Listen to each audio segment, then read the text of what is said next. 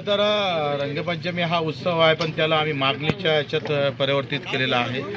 ज्या सरकारनं रंगाचं राजकारण करून आघाडी आणि युतीनं शेतकऱ्याला मूर्ख बनवण्याचं काम केलं।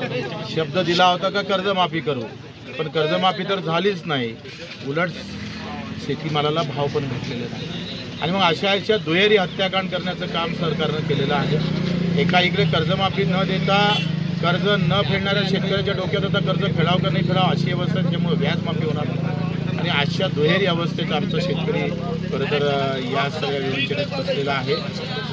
दिव्यांगाचे पगार वाढायची मागणी आम्ही केली होती, मानधन वाढायची, 4 महिन्यापासून त्यांना पगार नाही आहे।